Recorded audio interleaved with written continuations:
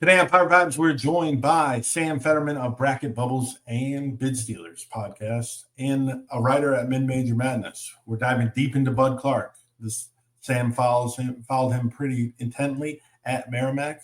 So we're going to discuss how his game translates to Seton Hall. But you guys know how every show starts. Let's vibe.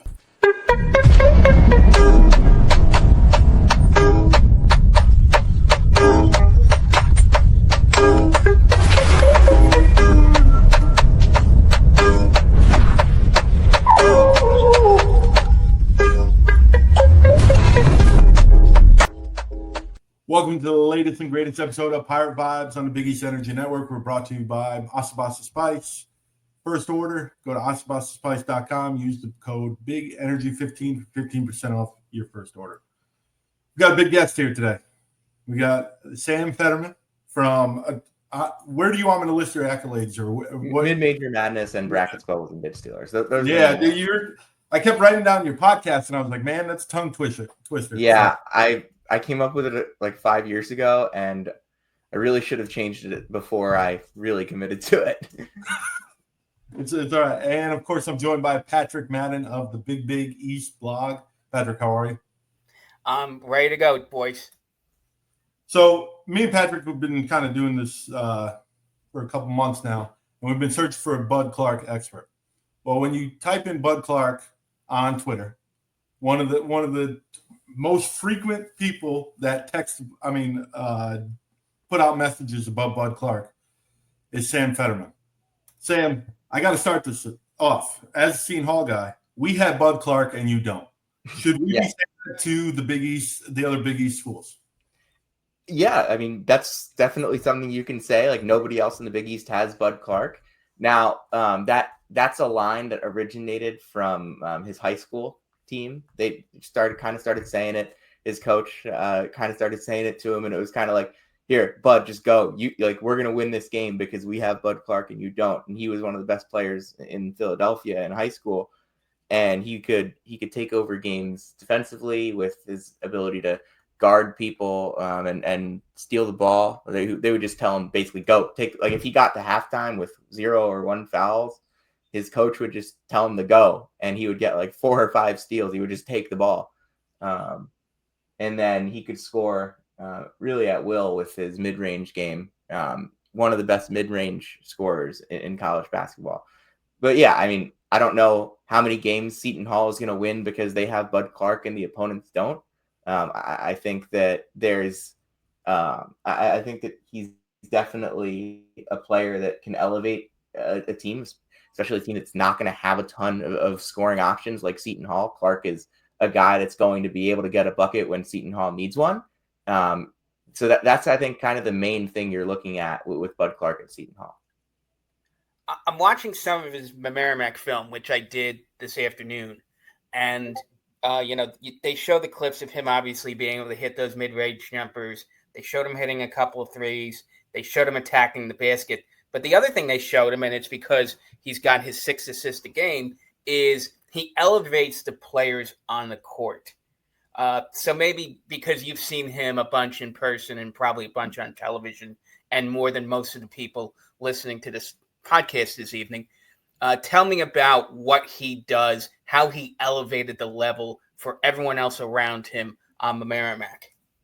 That roster was like 100% built around we have Bud Clark and you don't. It was it's built around 2 things: the zone, which you have to recruit to the zone, obviously, which is what MAAC does, and then build offensively around the fact that they have Bud Clark, and they really didn't need anybody else to handle the ball really at all when he was on the floor. He played over 90% of the minutes, 12th in the country. He had a usage rate of 35.7, 3rd in the country. I don't know if this is true, but he might have led the country in dribbles. He would take a lot of time kind of at the top of the key, sucking down the shot clock and sucking in defenders. He had a ton of scoring gravity because once he got inside that arc, he could cook you one-on-one, really could cook any defender in the MAAC one-on-one, get to the basket on them, stop, pop, fade away, has such a deep bag of mid-range finishes. That I mean, I think that the playmaking is good, but it all comes from the fact that he has so much scoring gravity, because once he gets really within 20 feet, at any point in time, he can just stop and decide that he's going to make the shot. So the thing for Clark as a passer, they put Matt Becht and Devin Savage around him on the wing. Those guys attempted a combined 470 something threes, I think, last year. They were in the 34 to 35% range, but Savage had some ridiculous hot streaks. Becht had some hot streaks. And the fact that they had those two guys was kind of, here, we're building our roster around, hey, maybe Bud Clark's not a great shooter from the outside, but we have these two guys who are, and we're going to have Bud Clark be able to drive and feed them. We're going to run these guys around, and Bud Clark's going to find a way to get them the ball for a ton of shots. Now, does Seton Hall have that type of those types of shooters?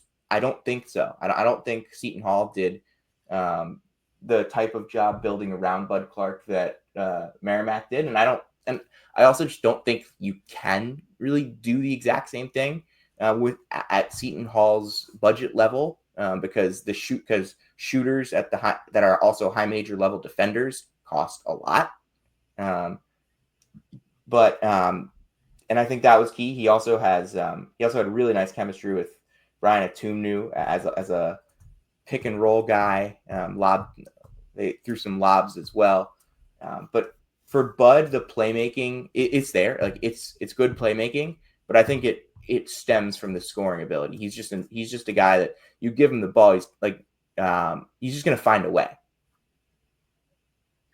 Now, one follow up to that is, do you think that because defenses have to sort of cheat to stop Clark, does that allow for, shooters on the wing to have more openings? So that, let's say, for example, if you're coming in, let's say, as a 32% shooter, because the defense doesn't have to focus upon a point guard, you're going to get more open looks if defenses have to collapse a little bit on Clark, so that maybe a guy, let's say, like Stanton McCray, a guy like Jacob Dar, a guy like TJ Simpkins might shoot at a slightly better percentage, because the shots they're going to get are going to be more wide open than the ones they played when they weren't playing with Clark. Yeah, I mean, I think that's certainly something to note. Although I think like Becht and Savage were two guys that their true talent was probably higher than what their percentages were. I also think those were guys that like you had to worry about. You had to try and run them off the line. You really couldn't run them off the line because you run them off the line and you give space for Bud to operate. So it was kind of a double-edged sword what they had there. But I do think that it can kind of give some better looks to some other shooters. I also think that there's some pick and pop gravity if you can find a pick and pop partner. Brian Atumnu started to become that a little bit later in the year, where he made a couple threes off the pick and pop. As Clark, as you really have to guard, you really have to find a way to throw bodies at Clark coming off of ball screens. And I think that was something that MAAC kind of did a good job with figuring out later in the year when Atumnu started to play, started to hit some more threes and have some bigger games once they got into conference play. So what about Clark on defense? It seems like obviously he's undersized a little bit. The Big East has bigger guards. Do you see his game translating from MAAC to the Big East where he can be successful on defense? I know he has active hands in the zone and he gets a lot of steals, but he's undersized. Do you think is he gonna struggle at the Big East level on defense? I mean, he's going to get a lot of steals. I'll tell you that. It's the zone isn't the reason that he got a lot of steals, although the zone does prop that up. Yeah. He was getting a lot of steals in high school too. He's one of the guys out there that he's going to impact the game in that department. But yeah, I do, and he likes to guard. Like he wanted to pick. Like I talked to his high school coach for my story that I wrote last year. And he was like, yeah, Bud loves to bother you, pick you up full court, and just make life difficult for you. That's something that I think now that they're not playing the zone at Seton Hall, I think he'll have the opportunity to kind of play a little bit more of that traditional point of attack defense.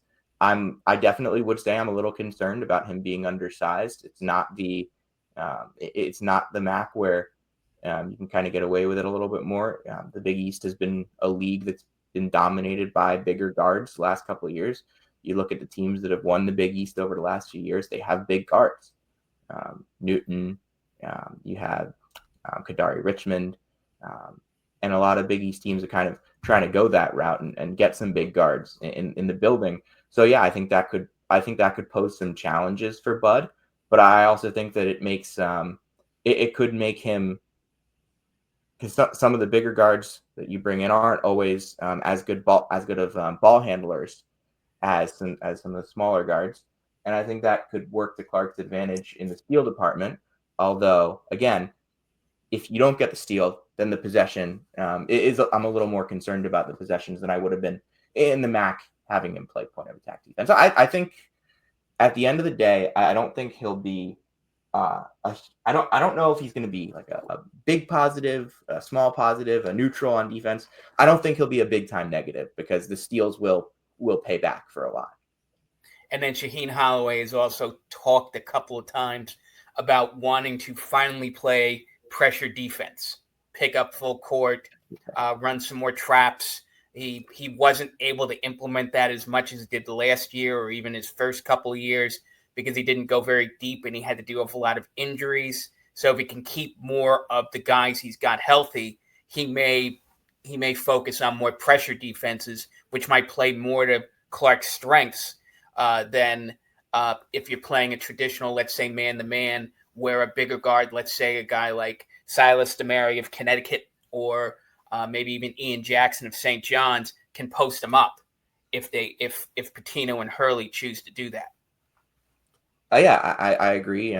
That's kind of the thing that you looked at with when they made this move. It's a good marriage of like a hard-nosed coach that wants to get in your grill. That's who he was as a player.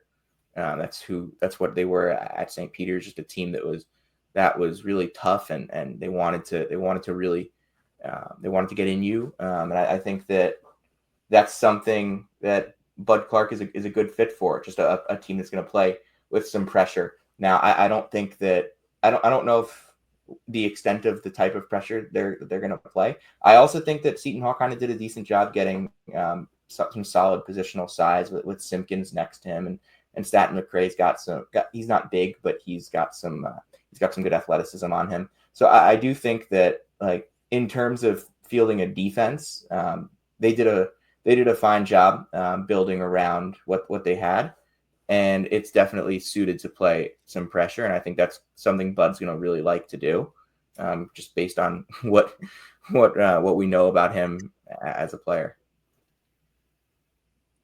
All right, Patrick, you got anything else for Sam? Just one more question. And if the answer to this is shooting, it makes sense based upon his percentages. But then again, you talked a lot about the fact that, three-point shooting is sometimes an afterthought for a guy like Bud Clark. But what's one weakness he has, or that you noticed when you saw him the numerous times you did at Merrimack, that he's definitely going to have to improve upon in order for Clark to meet his potential and for Seton Hall to be markedly better than they were last season? I think it's kind of, the shooting is like the main thing that sticks out. The release is pretty slow from the outside. When he does let one fly, the percentage is obviously not very good. He doesn't really shoot them unless he's open. And I don't, but like, that's the other thing. Like when I talked to Joe Gallo last year, I was like, is this like, because obviously he was not a great shooter his freshman year at Merrimack either. I asked Joe Gallo, like, are you telling him to work on the shot? Is that something that is important to you? And he's like, honestly, like, I don't really care if about the 3-point shot for him. That's not his game. And I think he's a fine player. Without the 3-point shot, he would be a lot better with it. But I think that part of the thing that, I mean, he's a throwback type player, just like really, really skilled mid range. He's got so much in that bag. It's the spin off fade. It's the quick pull up, the floater, the tough layups. There was such a deep array. I could find like 5 minutes worth of clips of different ways that Bud Clark gets to his spot in the mid range and fires off and gets a mid range shot to go. So I think that the 3-point shooting, if it comes along, that's great. If it doesn't, I don't think that it makes Bud Clark not good. I think that at this point, though, we know what Bud Clark is as a player. We know what he wants to do, and I don't think the 3-point shot is the biggest part of that. But yeah, I would say that's a weakness of his game. Just straight up looking at the numbers and the type of gravity that he has, you don't have to. It's guarding him is different. Guarding him would be so much different if he could step out, not even step out, if he could pull up and hit threes off the bounce, because most of his threes kind of came in some scrambling circumstances when he was open and he had a lot of time. If he could just kind of step up and drill one right in your face, that would change a lot of things about how you could guard him. But like, again, there's if he could do that, he probably wouldn't have been playing the last 2 years at MAAC. So. Well, right, or he wouldn't be going to Seton Hall. He'd be on his way to probably some, big. He'd be on his way to a SEC school probably to try to be the final piece of a national championship, or somebody who can get one of those lower half schools to the top half of the SEC. I also think another reason why Seton Hall is a good fit is because it's a place that's going to allow him to have the ball in his hands as much as he used to. Like, he's not because the shooting isn't there. Like, this isn't a guy that you're going to have off the ball very much at all. Like, what value is he bringing when the ball is not in his hands on the offensive side? It's not a significant amount compared to some of the other guards you'll see. So I do think that it's good that Seton Hall. I think Seton Hall's a better fit than some of the like Florida, for example. Yeah, Seton Hall's a solid fit there because that's a place that needs a guy that's really, really confident with the ball in his hands, can get you a bucket. They didn't like last year. Isaiah Coleman had all the crazy high usage, but like that wasn't a guy that you looked at and you really felt, all right, he's going to go get me a bucket here. He scored because he had to. Bud Clark scores because he can. Fair enough. Well, real quick, where do you see that usage rate going underneath Shaheen Holloway? You spoke about it. He was about 36%. How far? It's not going to be that high. It's not going to be that high, but it's definitely going to be high. I would be pretty surprised if it's not among the highest in the Big East. Just simply like that is what his game is. He's a high usage point guard that takes a lot of mid-range shots, that takes a lot of mid-range shots and has the ball in his hands a ton. I think that's the way that that's the sell for him on Seton Hall. Like, hey, we're going to let you have the ball in your hands a ton in the Big East. And I am interested to see what the system kind of looks like around him. Is it, because I don't MAAC's offense, you knew where the ball was going, like basically every possession, and they still, like, a lot of times there were a lot of moments in games. He was like the ultimate closer for MAAC, because if MAAC has the lead with 3, 4, 5, 6 minutes left, Bud Clark's gonna dribble the shot clock down to 10 at the top of the key, and then they're gonna either set him a ball screen or he's gonna go ISO, and he's gonna ice that game. The clock, it would go from 6 minutes down to 2 minutes down to 1 minute real fast when you were playing against MAAC and you didn't get a lot of possessions late in the game. So I think that was something for Bud that was a. I mean, I don't think Seton Hall is going to be the type of team where he's going to need to ice away games like that. I don't think they're going to be quite as good in the Big East as MAAC was in the MAAC last year.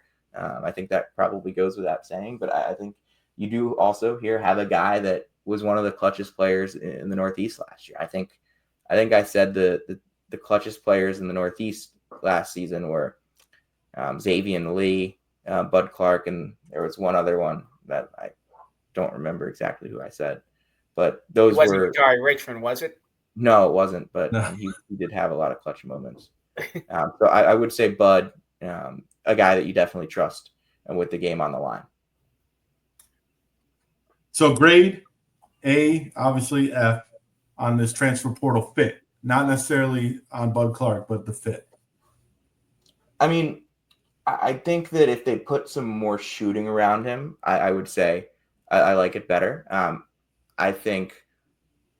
mean, there's a lot of question marks that I do have with just about like just how much of a ceiling is there for the ball for a guy like that who just has the ball in his hands all the time without much of a 3-point shooting game in this conference. So I wouldn't say it's an A because probably somewhere in the B range, like B minus. I'm not sure like what high major could have been like a better fit for Bud to like be able to play the way he can play and also to like fit around what they need. But I think I don't know what the ceiling is. I don't really know what the floor is either.